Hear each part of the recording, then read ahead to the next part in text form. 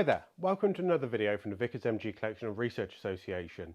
We're back into one of our gun study videos, which I know we've been focused on archive content or perhaps book promotion recently, and we thought, it's about time we got back to looking at one of the guns that we have in the collection in more detail. And this time we're going to be looking at one of our Nepalese Vickers machine gun. So not made in Nepal, but supplied to Nepal. The story will become a little bit clearer as we go through. It's worth saying that this is one of the guns that we featured in the rework of the Pride of the MGs. This was wholly new material, and the photos that are in this book are of this gun. So they're one of the contributions that I made to the book. We still have a number of these books in stock, so please do place those orders before they start to run out, because it was a replacement, and I think anybody watching this probably knows how difficult it is to get a hold of a copy of The Grand Old Lady of No Man's Land, which doesn't feature these guns. These were new onto the market in the early 2000s, and were unknown about before. So we've got something in this book, but the material that this study will look at really is what was put together by John Walter. So this gun comes from Nepal. It was one of a limited number that was supplied to Nepal in the 1930s. It's unique, largely. All guns are unique. They've got a unique serial number. But this was from a very small batch of guns that was brought in to the UK by Firepower UK. And Firepower is owned by the same people, Christian Cranmer and that own IMA in the US. So these Nepalese guns have appeared on the market. They appeared on the market in the UK first, and we were, this is before the association was formed. I purchased one of this gun before they went to the US. There are a number that remain in the UK. Very few, I understand, but they are of a very particular type and a very particular explanation. It's worth saying that they came from the cache of arms that collectors will be familiar with, that Christian brought back, and many of the IMA stock are now part of. So they were from the Royal Armoury of Nepal that Christian's written about in this book, and then the guns themselves are written about by John Walter in this book, Guns of the Gurkhas. So Treasure is where you find it, and then Guns of the Gurkhas, and there's a DVD that accompanies this as well, which has got some quite amazing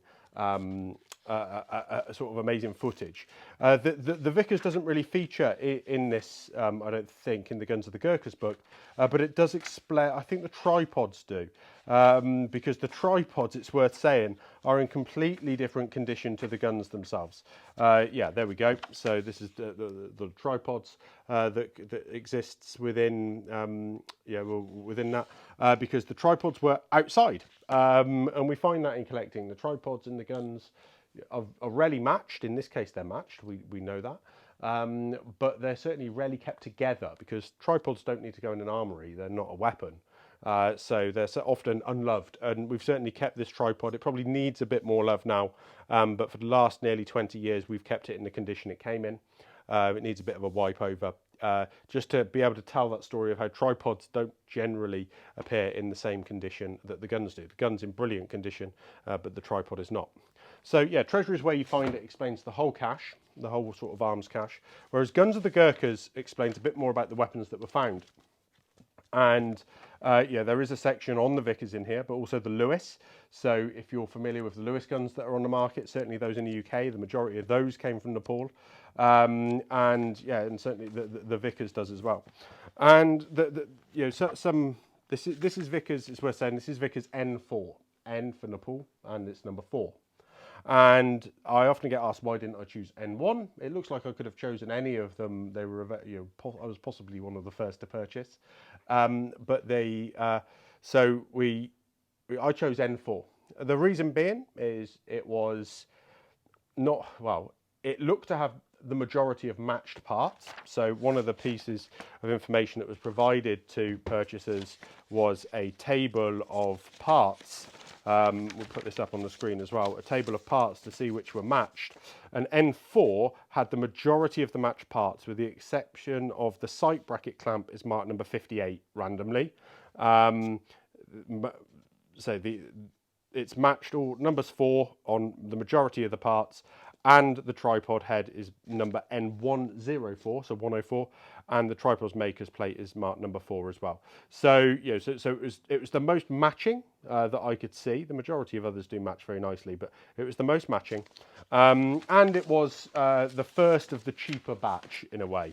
But actually, probably what did make my mind up was the photos that were supplied for the information that was sent out to prospective purchasers were of N4. So I sort of wanted the gun that was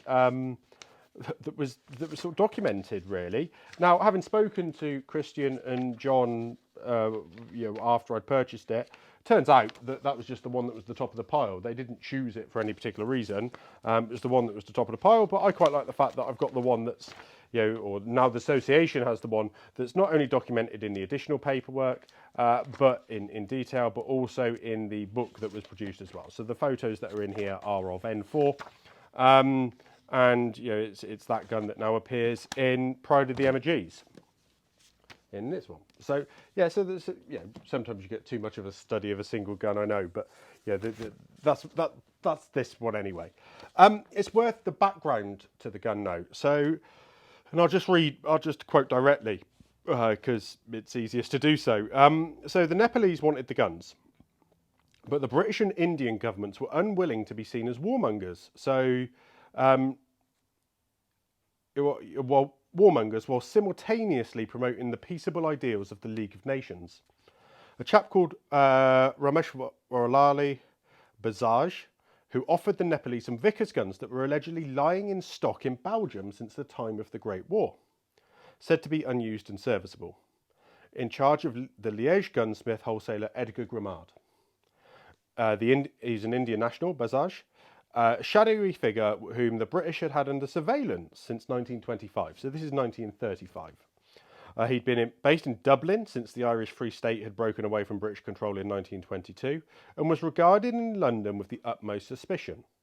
Bajaj's business dealings were questionable and his contacts were undesirable, but he had previously supplied the Nepalese with military clothing and by 1934 was trying to acquire 5,303 rifles.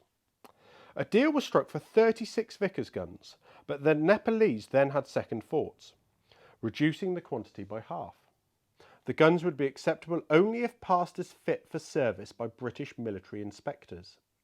Bajaj then mysteriously disappeared, but the guns did not. 18 of them, N1 to N18, were approved by British inspectors, supposedly sent from Enfield to Belgium by the British War Office, and were shipped from Antwerp on the 18th of March 1935 aboard the German Hansa Line cargo ship Reventfels, bound for Calcutta. They had special brackets for a German Maxim type optical sight, which we've got replicated up here. And we'll cover the other bits as we go around it. But generally, they're quite unique looking. So certainly compared to the other guns that we have in the collection, there are some very specific differences. So the deal is goes into a lot of information in this additional work, which we will gradually add to the website, maybe off the back of this video. If we get time, please do support us, because the more we get the support, the more time we can spend on these things. We basically those guns N1 to 18 aren't replicated anywhere else. The style of them. So it looks like that they then go into the arsenal in after the Second World War, and are there until Firepower International take them out. And we know that very few are now sort of in one piece, really. So this is a deactivated example. There is I believe there's one firing example, at least one firing example remaining. Those that went to the United States have been cut up as parts kits, so you'll see those for sale. And some parts have gone missing as a result of those parts kits, which we'll perhaps examine a little bit more as we go around this gun. So what I'm going to do is I'm going to take the camera off the stand, as I always do, and have a walk around the gun, and then we'll pick up on other points as we come across them. So we'll start at the muzzle attachment, as we always do with these. Nothing really to notice though. This is a standard Mark II armoured cone, and it is what it is. It's just a muzzle attachment. It is fitted with the fitting for the sprung sort of C-clip as opposed to the quick release. So that's sort of similar to the Browning style, but also the commercial style guns, or the commercial Class C guns that were being sold in the 1930s at the same time. So at that end, all is as a commercial gun we would expect, but also let's say the American use as well. So because as we start to look back down, somebody would have to do some comparisons for me, but I think the chassis of this gun is perhaps a US Colt-made gun, so an M1915. The reason I say so, obviously this top cover is not. It's fitted with the British style tangent sight, and it is all chambered in 303. Now but these Bakelite grips, checkered grips, they are of the style that the Colt M1915 was used. And if we start to look back, the tripod is an American style or Colt style tripod as well. With this big spade plate there, and the jamming handle, the clamping handle there on the back of the tripod, the rear right, rather than the front where it exists on the British. So it's interesting to see that these are cobbled together almost of different kinds of parts. So it's got the normal sort of fibre protection on the filler plugs there. The feed block is a steel feed block. It does not look like it's ever been reamed out. It looks like it's made with this large aperture, which again is not normal, but we do see the steel feed blocks on the commercial guns at this time, in the 1930s. So it could be that it's on a commercial chassis. But what's also evident is this, and this check lever is different to check levers we would normally see. It's it's the sprung type that is on the very early L series guns, and generally doesn't survive on the L series guns. So all of the L series guns that we have in our collection, even the earliest of the earlies, have had this check lever replaced with the Mark II, which doesn't have this spring. So this is a very rare example, and this is one of the pieces that it doesn't appear with the parts kits. So worth saying that. Crank handle is marked VSM, Vickers, Sons and Maxim, and has the inspector mark V/110, which is what we do see on a lot of the crank handles. You'll have seen from our other videos, we've seen a lot of crank handles now, but this is one of the normal Vickers inspector's marks, which doesn't tie into my theory that it's a Colt gun, but it does to potentially, maybe these are just throwing me. Maybe these have been added afterwards and it's been matched with a Colt tripod, so I'm thinking it's a Colt gun. I don't know, but the fact that it's got the early type, or the clip type condenser hose attachment rather than the quick release, just makes me think, or rather than the screwed boss even, just makes me think that this gun is not a British made gun. We'd have to do proper DCER measurements against an M1915, I think. Then so that's the sort of right hand side of the gun. Everything else largely seems normal and the same. While I'm this side though, I'll just point out that on the tripod crosshead here we have an N104 on the crosshead, which is quite nice to see. So that does match this N104 idea. It's also marked up here, N104 on the rear of the socket. And then on the tripod leg, we have Nepal number 4. Something's been crossed out there, but yeah, number 4. And this piece here, solely Grimaud. So it's marked up, say, Vickers machine gun tripod Mark IV, solely Grimaud. And you can see the remnants of a leather strap in there. And you can see what I was talking about, the condition is different. I'll just pull back to the notes though, because the solely Grimaud piece is talked about in here. So this sort of says about how they were trying to acquire the guns, and effectively they get to a point where Solely Armament Company Limited are involved somehow, and they were supplying refurbished rifles in partnership with Liège gunmaker Edgar Grimaud until in 1930. Yeah, there was this license agreement with BSA Guns to dispose of war surplus weaponry. This allowed Solely to become involved with Lewis and Vickers guns. So we've got this worked up sort of arrangement really that results in Solely Grimaud being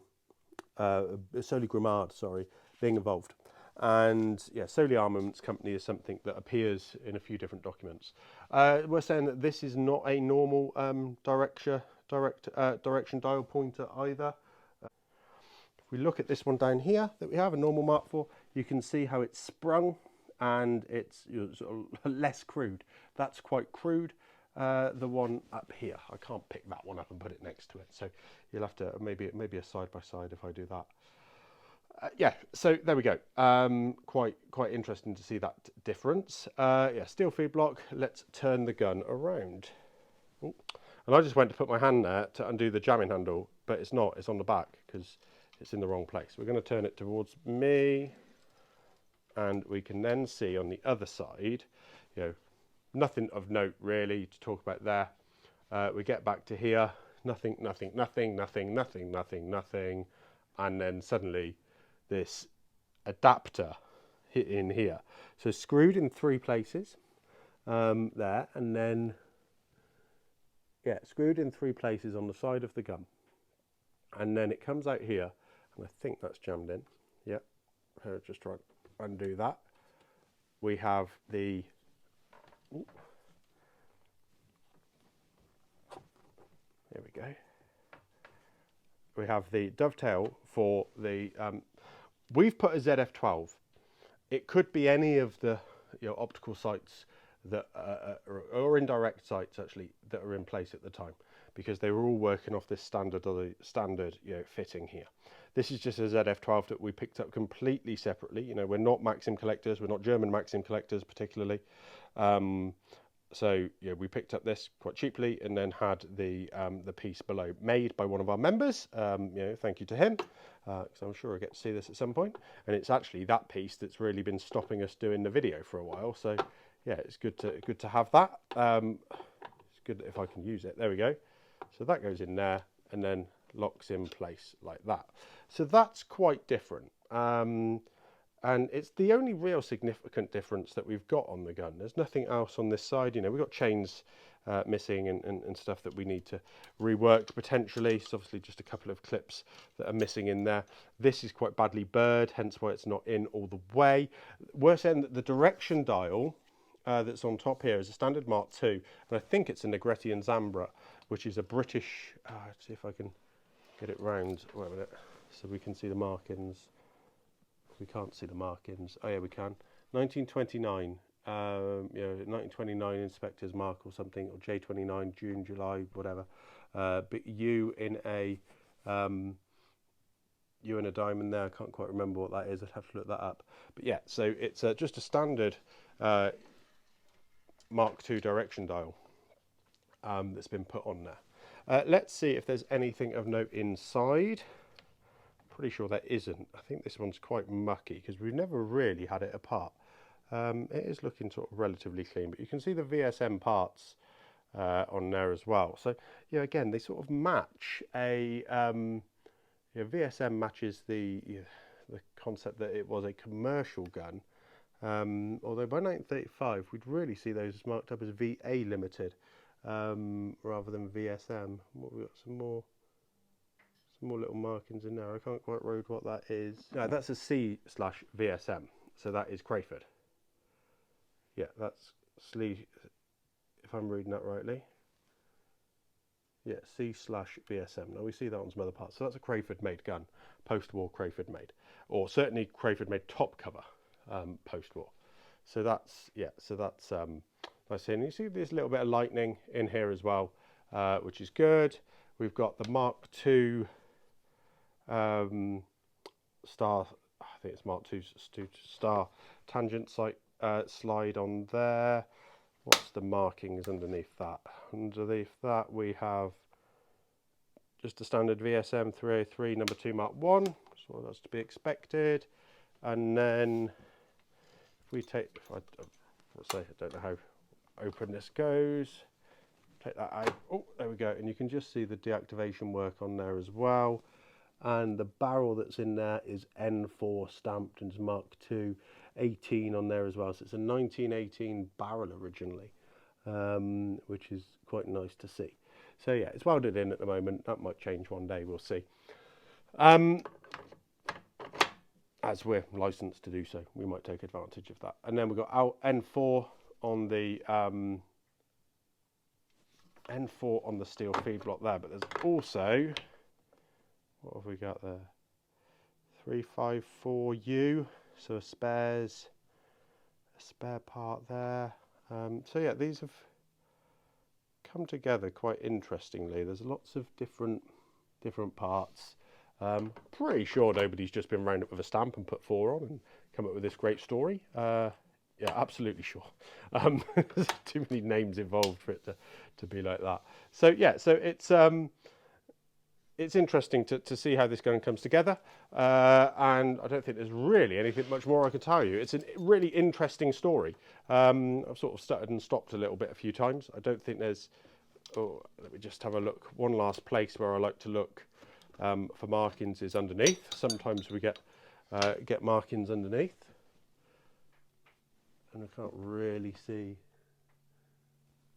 anything under there either, but you can see it just is a standard gun. And then we've got this stop here that seems to be common on Colt tripods, not on British ones, but I think we found a reason for that, but we're not really. I think it's where they use the M1917 or something with the tripods. They put this stop on there so that it wouldn't drop too far, or maybe it was an elevation stop. I'm speculating now, but so it's something I need to look into as we build the spotter's guide. There we go. So hopefully that's been of interest. It's an interesting gun. It's an interesting story, certainly. So you know, hopefully you will understand a bit more, and you know, if you purchase the Pride of the MGs, you'll see the pictures of this in there, and we'll add more information to the website as we can. Thanks for watching. Thank you for watching. Please remember to like and share the video and subscribe to the channel. Please support us on Patreon if you're able to, and let us know of anything you'd like to see in the future. I look forward to hearing from you.